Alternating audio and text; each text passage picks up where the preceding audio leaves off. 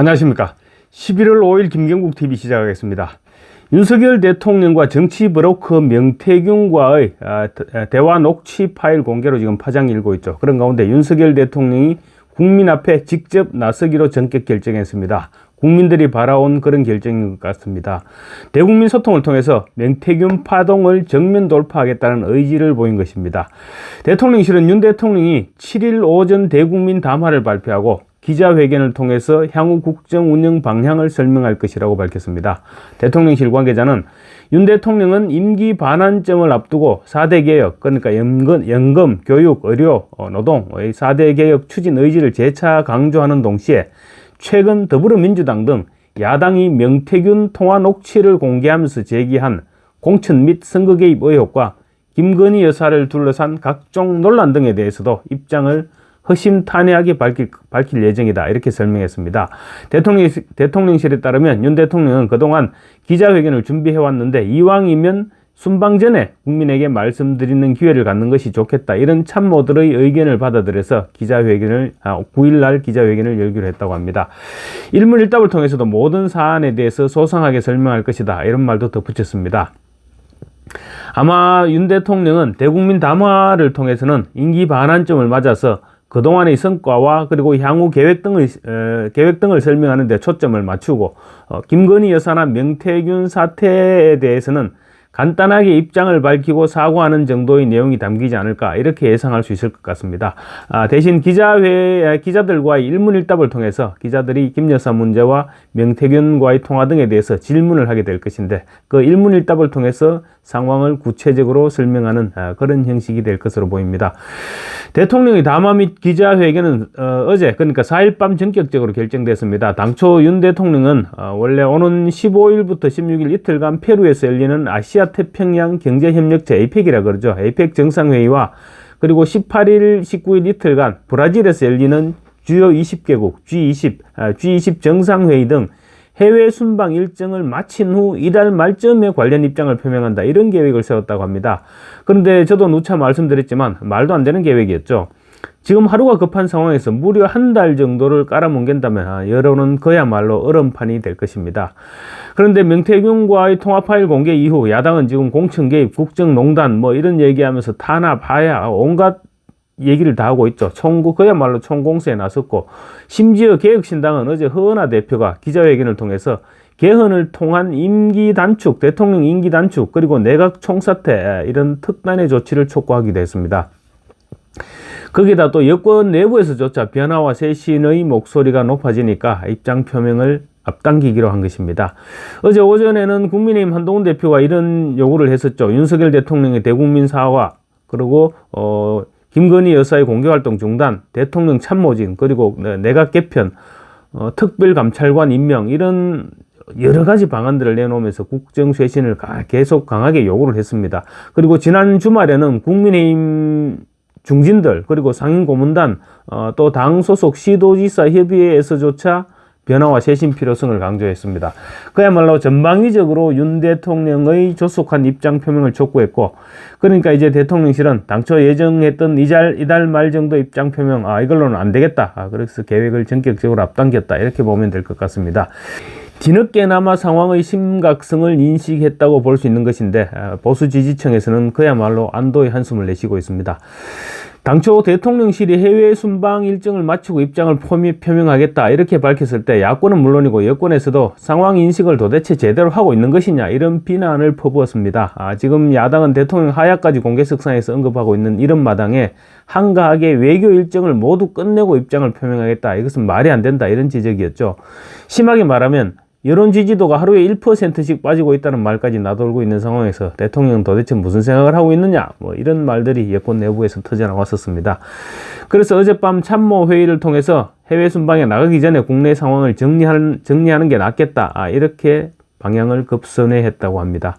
사실 지금 대통령의 국정 운영 지지율이 10%로 떨어졌을 뿐만 아니라 계속 하향세를 보이고 있죠. 뿐만 아닙니다. 핵심 지지층에서도 등을 돌리고 있습니다. 보수의 핵심 기반인 TK 지역에서도, 대구 경북에서도 10%의 충격적인 지지율을 보여줬죠. 그리고 윤 대통령을 적극 지지했던 70대 이상 계층에서도 이탈 현상이 뚜렷하게 지금 드러나고 있습니다. 그런 상황에서 더 이상 입장 표명을 늦추다가는 무슨 일이 생길지도 모른다. 이런 위기감이 대통령의 기자회견을 앞당긴 것입니다.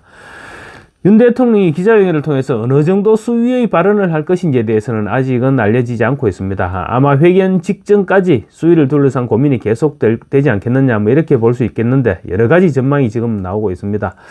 여권 일각에서는 한동훈 대표가 주문한 정도로 받아들일 것이라면 아예 기자회견을 하지도 않을 것이다, 이런 말이 흘러나오고 있습니다. 승부사 기질이 있는 윤석열 대통령이 한 대표의 주문을 훨씬 뛰어넘는 그런 발언을 할 것이다, 이런 예상인 것이죠. 플러스 알파가 있을 것이란 말입니다. 그런데 또 대통령실 일각에서는 그동안 윤 대통령의 스타일로 볼 때 한 대표의 요구를 곧바로 수용하기는 어려울 것이다, 이런 말도 흘러나오고 있습니다. 사실 윤 대통령의 지금까지의 스타일로 본다면 떠밀려서 어떤 일을 결정하는 것은 굉장히 싫어하는 모습을 보여왔죠. 심지어 개각조차도 국면 전환을 위한 개각은 하지 않겠다, 그런 입장을 고집해 왔는데, 그러다 보니 실기를 한다는 지적도 적지 않았습니다.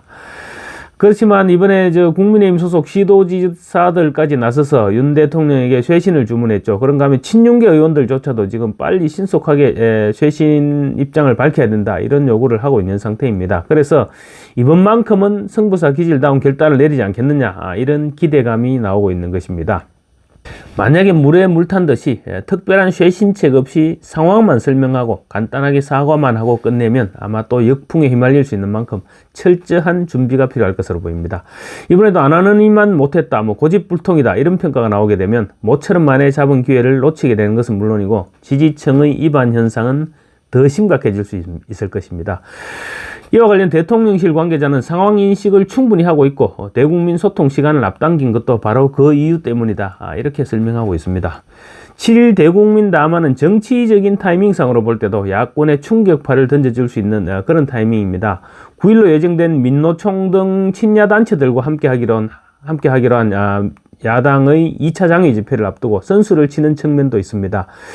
그리고 15일로 예정된 이재명 대표의 선거법 위반 1심 선고를 불과 일주일 앞둔 시점에 윤 대통령의 승부수가 더해질 경우 민주당은 패닉 상황으로 빠져들 수도 있을 것입니다. 아직은 민주당이 이재명의 1심 재판에서 유죄가 선고되더라도 이재명의 당 장악력에는 아무런 영향을 끼치지 못할 것이다, 이렇게 주장하고 있죠. 그렇지만 그런 말은 그야말로 희망사항일 뿐입니다. 지금 머릿속으로 이재명이 피선거권을 박탈당하는 형을 선고받았다고 생각하고 그 뒤에 민주당이 어떻게 굴러갈지 생각하는 것하고 실제로 그런 내용의 선고가 내려졌을 때의 상황은 아마 하늘과 땅 차이일 겁니다.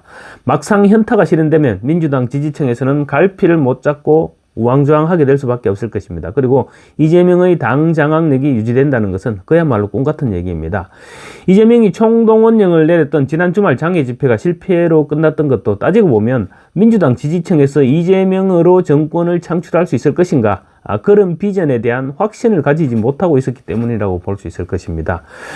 당황한 이재명이 아마도 민노총과 시민단체 등에 긴급하게 지원 요청을 했던 것으로 보입니다. 9일로 지금 9일 집회에는 민노총과 친야 단체들이 모두 참석하겠다, 이렇게 지금 결정을 했는 것 같은데, 민노총이 합세하면 아마 판은 좀 키울 수 있을 것입니다. 판은 커지겠죠. 판은 커질 수 있을 것인데 이번에는 얼마나 모일 수 있을지 일단 지켜볼 일입니다.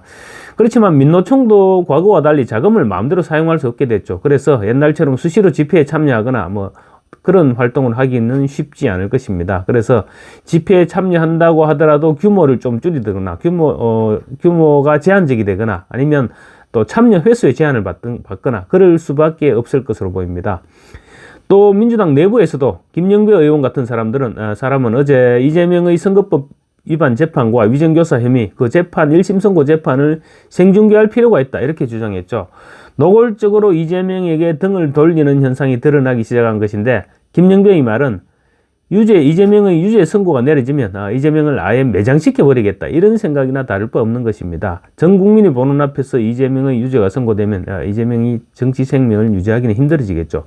아마도 1심 선고가 내려지면 김영배 같은 사람들이 더욱 늘어나게 될 것입니다. 민주당과 이재명도 분명 그런 위기감을 느끼고 있고, 그래서 윤 대통령이 대국민 담화 그리고 기자회견에 아마 어떤 내용을 담을지 촉각을 곤두세우고 있을 것입니다. 이런 상황에서 윤 대통령이 승부수를 던지게 되면 어떤 내용이 될지는 모르겠지만 승부수를 던지게 된다면 보수 지지층에서는 아마도 환호성을 올리지 않을까 이렇게 기대되고 있습니다.